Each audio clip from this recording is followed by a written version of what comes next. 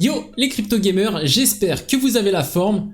Encore une pépite à vous présenter, vraiment ça s'arrête plus en ce moment et comme vous le savez sur cette chaîne j'essaie de vous présenter vraiment les projets qui d'après moi sont les plus solides et pour ce coup là ce sera sur le jeu MetaGear. Mais avant de commencer, si toi aussi tu kiffes les play to earn et le monde du crypto gaming de manière générale, n'hésite pas à t'abonner directement et à activer la cloche et bien sûr mettre le petit pouce bleu de l'amour, ça permet de me soutenir et en plus de ça de référencer la chaîne, donc merci pour ça. Let's go pour la présentation du jeu, mais avant ça Jean-Michel, générique.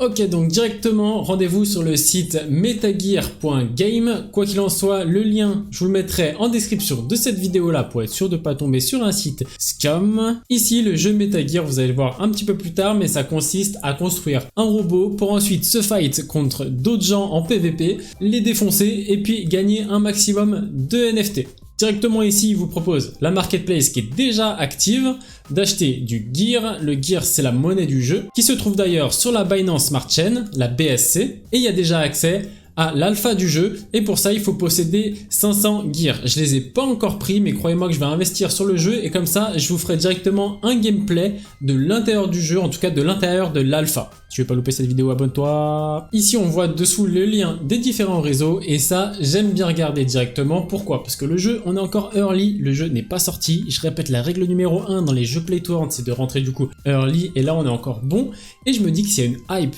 avant que le jeu sorte, c'est pas pour rien, c'est qu'il y a quelque chose qui se passe. Et vous allez voir d'ailleurs par la suite qu'il y a beaucoup de points positifs pour ce jeu. On fait le tour rapidement des réseaux. Sur Twitter, boum, 136 000 abonnés. Sur Telegram, 82 000 abonnés. Et sur Discord, 61 450 personnes. Donc c'est sûr qu'il y a une grosse hype autour, c'est aussi parce qu'ils ont fait des airdrops, donc il y a beaucoup de gens aussi qui ont participé à ces airdrops mais qui vont pas forcément s'intéresser au jeu. Mais bien sûr, dans tout ce tas de personnes, il y en a un paquet je pense qui vont rentrer dans le jeu. Si on descend un peu, ici on peut voir que vous allez pouvoir créer votre robot en fonction de vos idées, en tout cas essayer d'optimiser au maximum votre robot pour qu'il puisse défoncer vraiment tout le monde. Vous posséderez aussi un garage que vous pourrez décorer et vous pourrez essayer de défoncer aussi le garage des autres par surprise.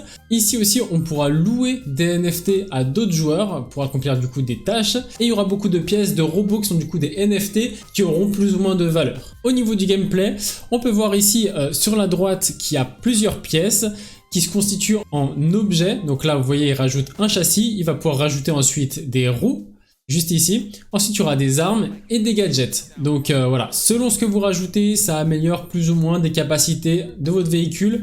Et aussi chaque pièce a une rareté différente, donc ça va de commun à légendaire comme quasiment la plupart des jeux qui sortent en ce moment. Là il a mis ses roues, il a mis son arme et il va rajouter un gadget qui peut être du soin, qui peut être quelque chose pour renverser les adversaires, qui est quelque chose qui peut mettre du dégât en plus. Voilà, ça dépend, c'est un petit truc en plus. Et ensuite il va pouvoir partir combattre d'autres personnes en PVP.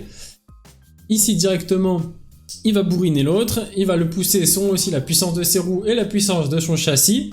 Et c'est le premier qui arrive à 0 au niveau de sa vie, donc là clairement il a perdu et du coup il ne gagne rien.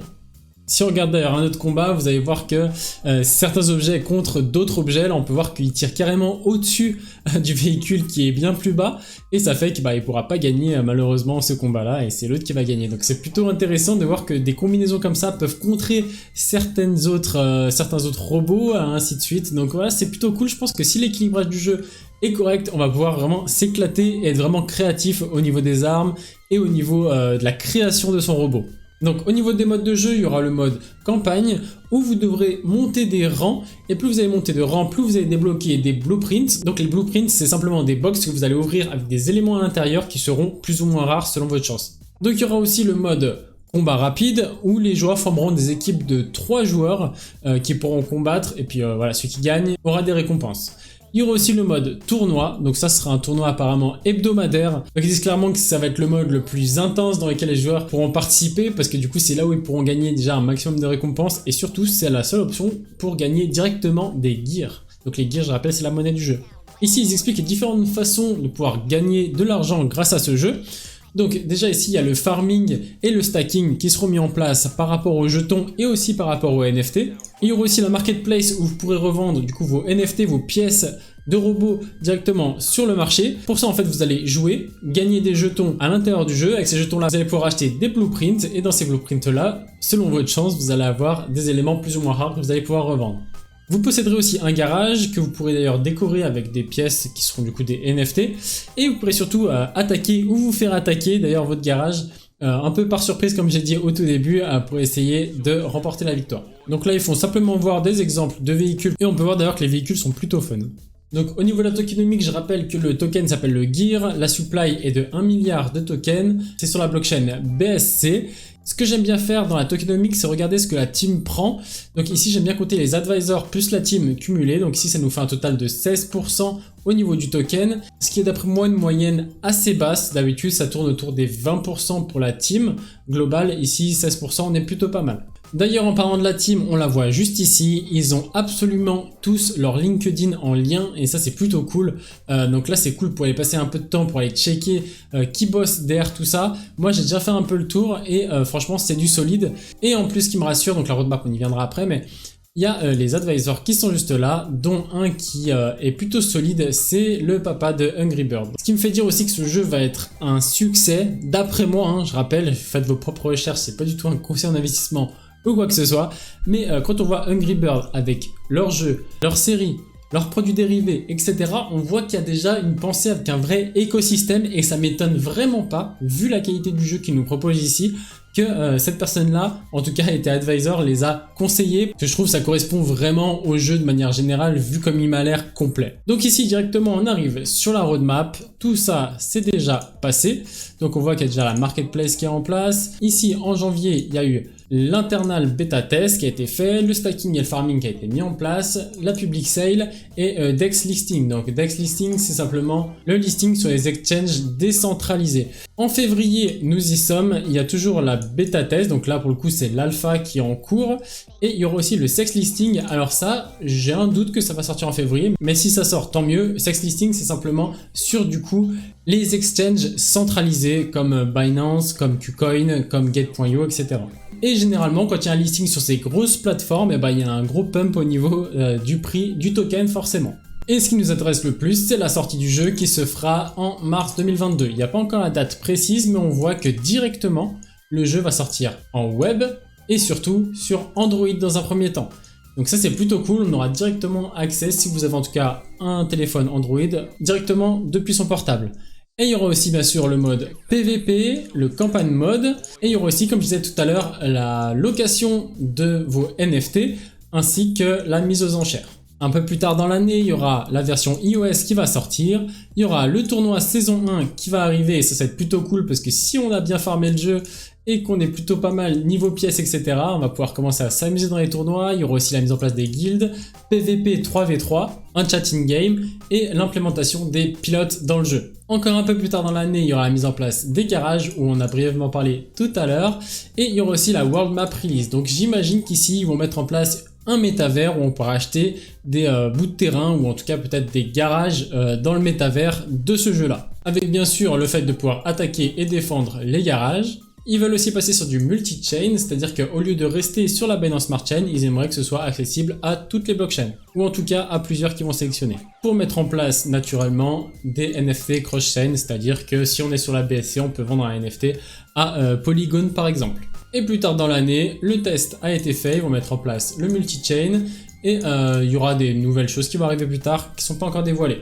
Les advisors, on a vu, et surtout une chose très importante qui est en relation avec la team qu'on a vu un peu avant, c'est développé par OneSoft. Et OneSoft, c'est un gros développeur de jeux mobiles où ils ont déjà développé plusieurs jeux à succès. Et ça, c'est un super point, encore une fois, pour ce jeu-là. Et juste dessous, je vous laisserai checker sur leur site les investisseurs qui sont juste ici, ainsi que les parutions dans la presse, pourquoi pas. Donc let's go, on se lance directement dans le white paper sur les éléments qui nous intéressent le plus. Donc la première chose qui nous présente ici, ce sont les pièces Genesis. Donc ces pièces-là, c'est des pièces assez spéciales parce qu'elles ont une durabilité éternelle, c'est-à-dire qu'on n'aura pas besoin de repayer pour les réparer dans le jeu. Et elles sont limitées à 250 000, pas une de plus, pas une de moins. Et il y a différentes façons de le gagner, dont une dont j'ai la connaissance, c'est d'acheter des mégabox, mais il me semble qu'actuellement elles ne sont pas disponibles à l'achat. En tout cas, il y aura peut-être plus tard des drops de mégabox ou peut-être d'autres façons dans les tournois peut-être d'en gagner, mais en tout cas pour l'instant on n'a pas plus d'infos. Sinon pour le reste, vous allez gagner des pièces du coup normales, vous allez les dropper aléatoirement avec une rareté différente de commun à légendaire. Elles ont une durabilité selon du coup leur rareté de 10 à 20 jours. Et pour restaurer cette durabilité là, il faudra mettre des matériaux. Donc là on voit il y a or, tapis vert, tapis jaune, tapis violet, voilà, que vous allez gagner en jeu avec lesquels vous pourrez réparer vos pièces. Un robot complet, donc un gear, ce sera composé du coup de 4 éléments comme on a vu au début, c'est le châssis, l'arme, le gadget et les roues, avec bien sûr chacun des capacités différentes. Si on commence par le châssis, on peut voir qu'ils ont des points de vie. Ça, c'est une première chose à prendre en compte. Et la deuxième chose, au niveau du châssis, comme c'est un peu la base de tout ce que vous allez mettre dessus, ils ont aussi une puissance. Et là, ils notent que si la puissance du châssis est de 8, vous ne pouvez pas installer une puissance totale supérieure à 8. Donc c'est très important de noter. Donc le châssis, on voit que c'est vraiment la base, la fondation de votre robot. Ensuite, au niveau des armes, il y a différents types d'armes, dont des armes de mêlée où il faut vraiment être contact pour pouvoir mettre du dégât, ou des armes distance qui bien sûr tirent de loin mais font en général moins de dégâts. On pourrait aussi ajouter des gadgets qui servent par exemple à renverser l'ennemi, à l'attirer avec un harpon, à rajouter des HP, à nous soigner en fait pendant qu'on joue, à repousser, à reculer, à accélérer, voilà, il y a plein de choses différentes par rapport à ça, donc c'est intéressant. Je pense que les gadgets peuvent faire la différence. Au niveau des roues, la chose à noter c'est qu'on peut en mettre ou non, déjà dans un premier temps, mais mieux vaut en mettre parce que bien sûr ça rajoute des HP et on sait qu'il y a deux tailles différentes de roues, il y a des roues, plus elles sont grosses, plus il y a de HP, donc voilà, ça c'est quand même important à noter. Donc au niveau des pièces, il y a 4 niveaux de rareté, commun, rare, mythique et légendaire, et selon ce que vous équipez sur votre machine, ça vous rajoute plus ou moins de pourcentage de bonus. Et pour avoir ces pièces-là, il faut ouvrir des blueprints, donc des box, et ici il faut voir les différentes raretés déjà de box, et aussi les différentes probabilités d'avoir telle ou telle pièce de rareté différente. Mais ça je vous laisserai checker. Directement ici on rentre dans la partie écosystème qui va nous montrer plus ou moins comment on peut gagner de l'argent avec ce jeu.